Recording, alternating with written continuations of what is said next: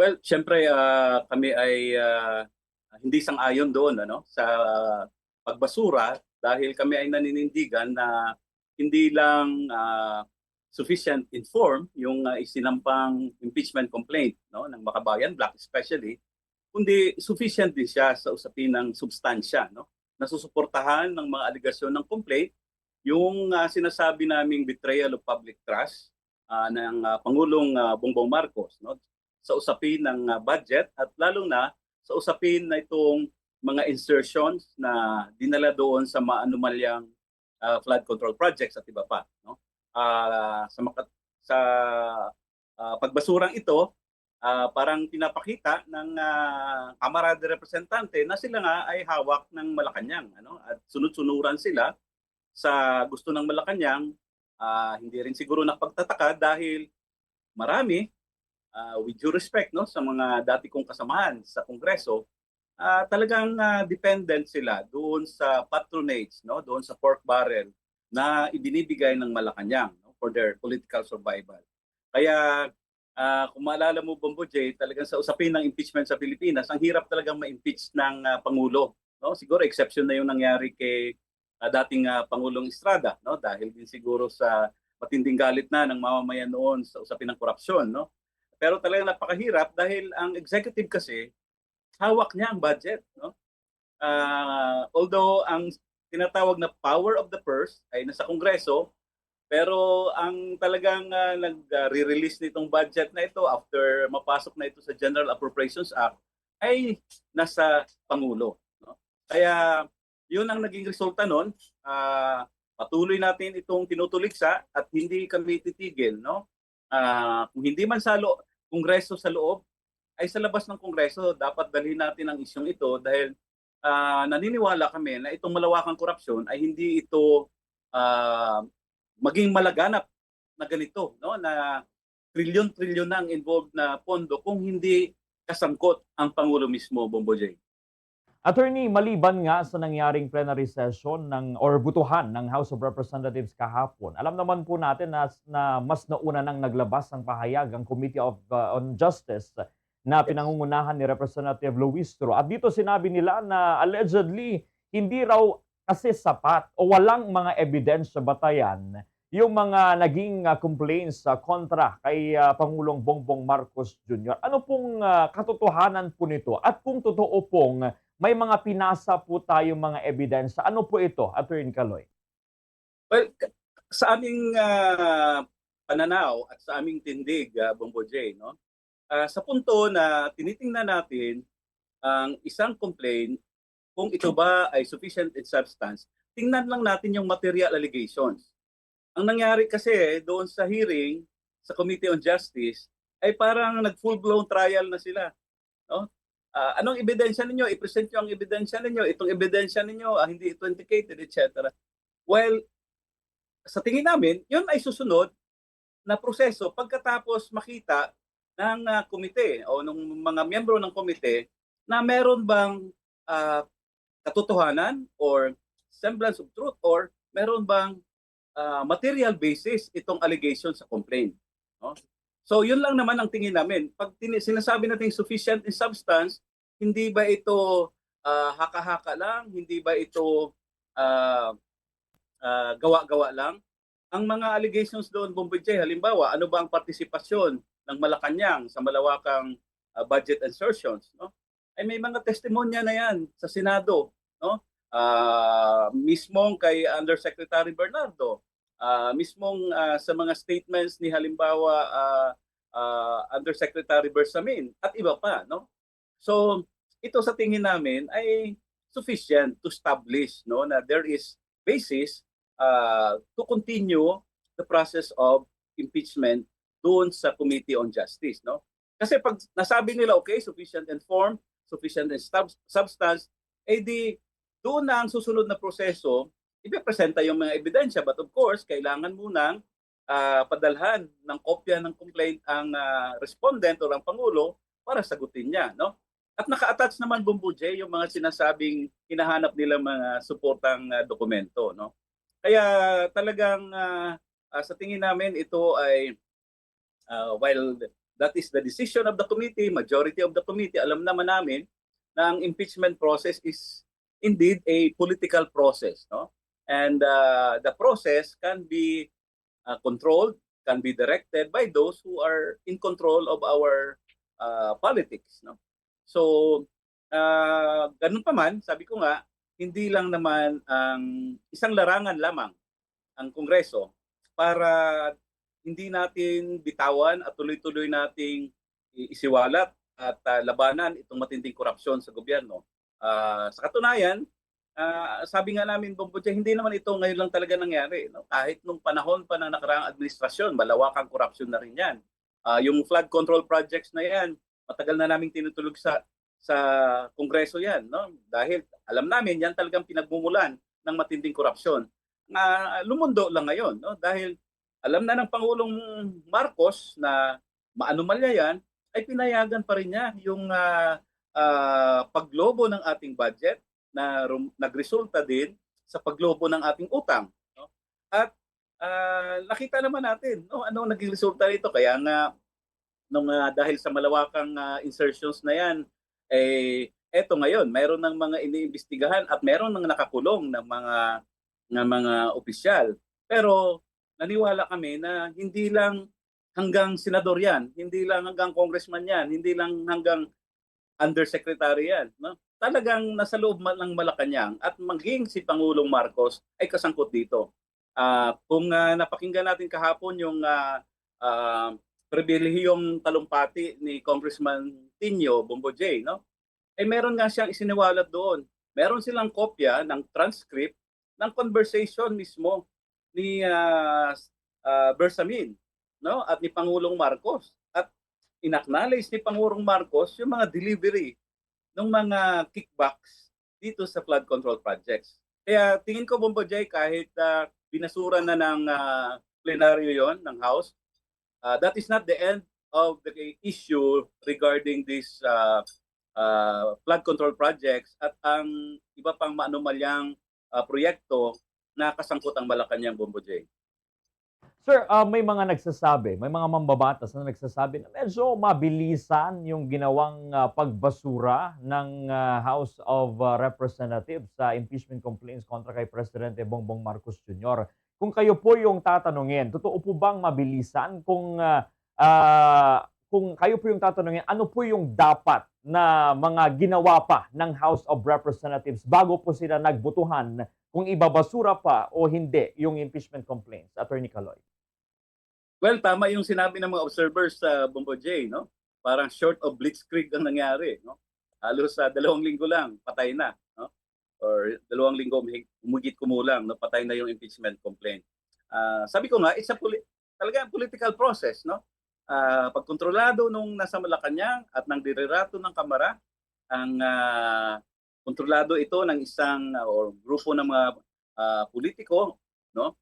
Ay pwede nilang pabilisin, pwede nilang pahinain yung impeachment complaint, no? Sa tingin sana namin, kung yung proseso ay sinunod lamang, dahil malinaw naman na sufficient in substance, as far as we are concerned, no? Sufficient in substance yung impeachment complaint na hinihain ng makabayan, ang dapat sumunod nga na process noon ay padalhan na ng subpoena ang Pangulo para sagutin niya yung mga aligasyon.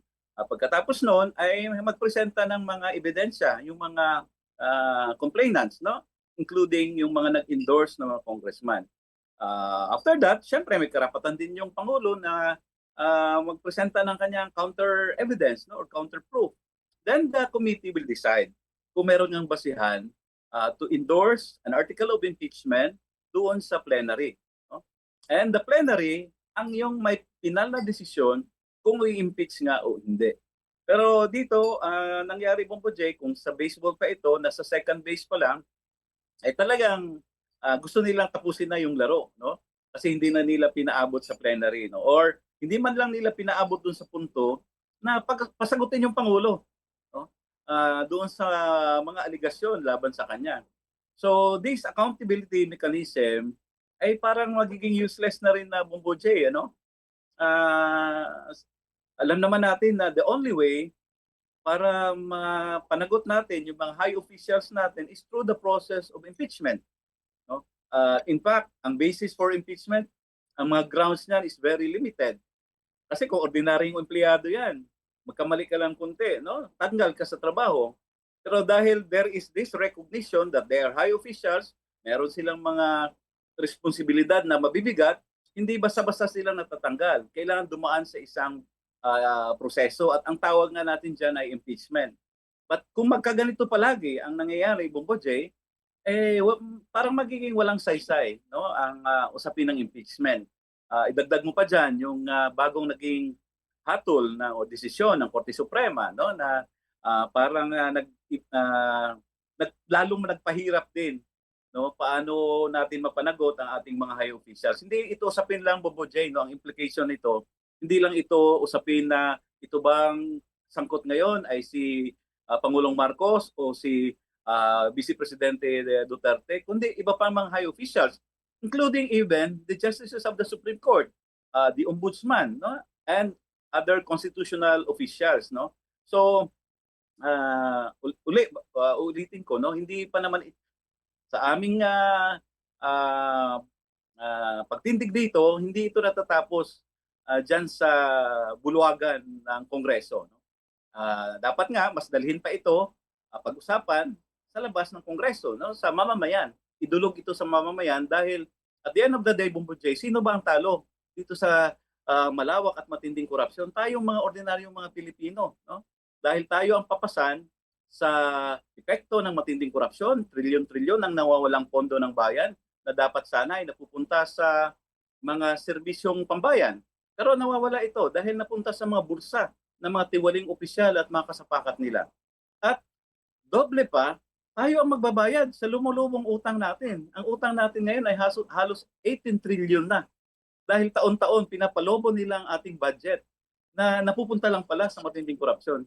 Kaya ang maging pinal na tagahatol dito ay ang mamamayan pa rin, Bumbo J, hindi ang mga miyembro ng Kamara at hindi ang mga miyembro ng Senado, no? Ang mamamayan talaga ang kailangan kumilos at maging huwis sa usapin na ito ng matinding korupsyon. Attorney Kaloy, nasabi nga ninyo na bago sana nagbotohan yung mga congressman kung ibabasura o hindi, sana inalam muna nila yung magiging explanation ng akusado o si Presidente Bongbong Marcos Jr. So sa tingin po ninyo, dahil sa ginawa ng House of Representatives, may nilabag po ba silang batas ng ating bansa, Attorney? Well, technically and legally wala naman, Bumbo J, ano? Dahil nga usapin ito ng botohan. Ano, at the end of the day, the committee, pag sinabmit nila ito sa botohan, and mayorya ng membro ng committee ay pumabor doon sa dismissal, no? At nung dinala na ito sa plenaryo, ito yung nangyari kahapon, no? Ni-report sa plenaryo at sinangayunan din ito ng mayorya. Sabi ko nga, this is a political process. But this political process, no, kailangan nating ang mamamayan mismo ang dapat magpursige, no, na ang political process na ito ay dapat ang kanilang mga kinatawan ay hindi ang pangsariling interes ang tinitingnan, no. Dapat talagang ang titindid din ng ating mga mamamayan. Ibabalik ko ito, Bumbo J, no. Pag hindi natin napanagot, no, ang ating mga high officials, ano ba ang mensahe na ating pinaparating, no, sa kabuuan, no? Sasabihin ng ilan na pwede pala talaga magnakaw sa gobyerno dahil hindi ka pwedeng managot, hindi ka matanggal, no? Lalong-lalo na ang mga matataas na opisyal. Sa katunayan, tingin ko nga ay naging disadvantage pa ito kay Pangulong Marcos na hindi man lang nabigyan siya ng hindi man lang niya sinagot yung aligasyon laban sa kanya. Bakit? Napakababa ng kanyang trust rating ngayon dahil sa mga usapin na ito ng matinding korupsyon na pinayagan niya. Kung talagang wala siyang kinalaman, personal man o yung kanyang opisina at sinagot niya ito doon sa Committee on Justice or sa Kongreso, tapos bago sila nagkabutuhan, sana makatulong ito, no, na malinaw yung kanyang posisyon. Pero ngayon ay marami tuloy naniniwala na talagang pilit kahit na nananawagan siya noon na sa kanyang SONA last year na mahiya naman kayo, imbestigahan itong mga involved sa korupsyon. Pero ang gusto pala niya, imbestigahan lang ang kanyang mga kritiko, mga kalaban sa politika, mga kaaway. No? Pero nung dumating na ito sa Malacanang mismo, sa pintuan na mismo ng Malacanang, ay tapos na. No? Hindi na pwede. No? Kaya yun ang maiiwang mensahe sa ating mga mamamayan. No? And uh, again, sa aming banda, ang aming posisyon, hindi natatapos ito sa loob ng Kongreso. Tuloy-tuloy ito. No? In fact, isa ito sa malaking usapin na dadalhin ng Makabayan Bloc, lalong-lalo na sa paggunita natin nitong EDSA Revolt, no? Sa darating na mga araw. Although hindi na ito ginawang holiday ng kasalukuyang administrasyon, pero hindi nito mabubura sa kasaysayan na napatalsik ang isang diktador, no? Dahil nga sa matinding human rights violation, matinding corruption din, no? At nagbabalik-balik ito hanggang ngayon, no? At andyan pa rin yung usapin na yan. At siyempre, dadalhin din natin yung overall na panawagan ng pagpapanagot, no?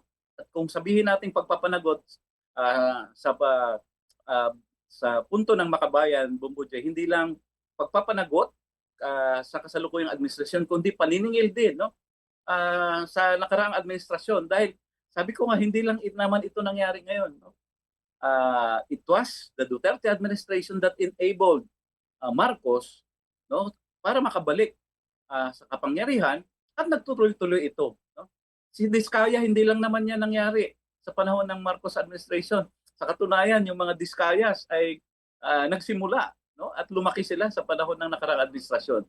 Kaya sa aming ang panawagan talaga ng Makabayan, Marcos singilin, Duterte panagutin. No? Pareho silang itong dalawang dinastiyang ito ang isa sa mga mayor na dahilan bakit hanggang ngayon ay talagang tuloy-tuloy ang kahirapan ng mamamayang Pilipino, Bombo J. Attorney Kaloy, maliban nga kay Pangulong Marcos, hindi naman lingid sa ating kaalaman na pati si Vice President Sara Duterte ay may naipila ding mga impeachment complaints. At based din sa nauna ng mga nakipanayam namin or interviews sa ilang mambabatas, kasama na si former Congresswoman Franz Castro, sabi niya, inaasahan daw niya na talagang ibabasura ng House of Representatives yung impeachment complaint kontra kay Presidente Bongbong kasi marami siyang kasama sa House of Representatives. Pero malaki yung tsansa na yung ipinasa nilang impeachment complaint kontra naman kay Vice President Sara Duterte ay malaki yung tsansa na mag-proceed daw, Attorney. How about po sa inyo? Ano pong reaction po natin dito, Attorney? Well, hindi malayo na ganun din ang mangyari. Dahil alalahanin mo ba, Bombo J, itong inirefile ng Makabayan na impeachment complaint at ng iba pang mga grupo ay halos kapareho lang din ito. And in fact, an improved version of the impeachment complaint that we filed last year, no? Last year, no? Kaya na-impeach nga si Vice President Sara Duterte, no? So, talagang malinaw naman ang naging basihan nito, no? Especially sa Makabayan Bloc, nilimit lang naman talaga namin ang grounds dito, violation of betrayal of public trust, graft and corruption, no? And culpable violation of the Constitution. At pumupunta ito doon sa usapin, ang mga grounds nito ay umiikot doon sa usapin kung paano ba niya ginugol yung kanyang confidential funds bilang isang pangalawang pangulo at bilang kalihim ng ating Departamento ng Edukasyon, no? At yung iba pang mga related na mga insidente. So, umaasa kami, no? Na dahil ang proseso ngayon, Bombo J, parang dadaan na doon sa first mode. Noong nakaraang taon kasi, nung parang binutuhan lang ng 1/3, diretso na, no? Kasi merong fourth impeachment complaint. Ngayon, dahil nga dito sa ginawang desisyon ng Korte Suprema, sa tingin ko, nag-iingat na rin ang Kamara. So kaya ni-refer muna ito sa Committee on Justice, no? At ang Committee on Justice ay pag-aaralan ito, pagdidibatihan ito. Kami ay umaasa na ang magiging kapalaran nito ay hindi katulad nung nagiging kapalaran ng impeachment ni Pangulong Marcos, no? But then again, sabi ko nga, Bombo J, this is a political process.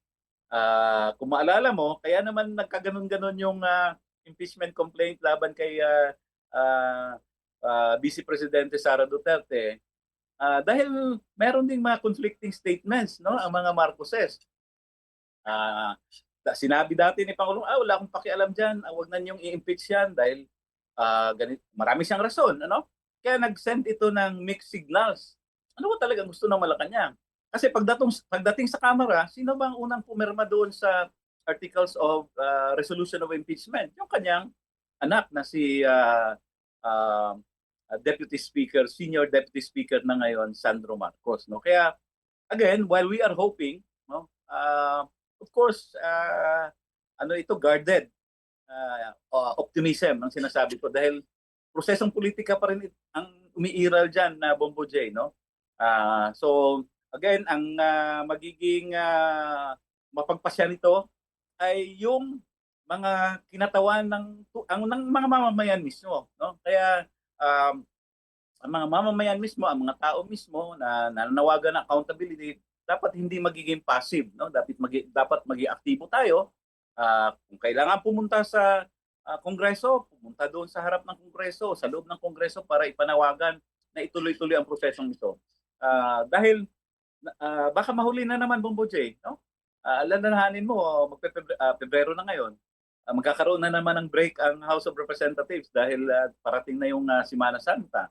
Pagkatapos niyan, babalik sila. Halos 2 linggo lang ang session niyan.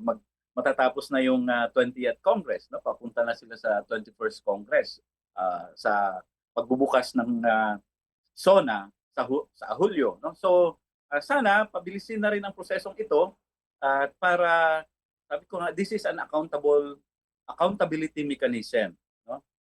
Sinasabi ng ating saligang batas, public office is a public trust. Lalong-lalo na sa ating mga matataas na halal na opisyal. Hindi pwedeng ang managot lang ay mga ordinaryong mga kawani o empleyado ng pamahalaan. Bagkus, dapat itong mga matataas na mga opisyal, kung sila ay pinagtaksilan nila ang tiwala ng mamamayan, dapat managot din sila, Bombo J.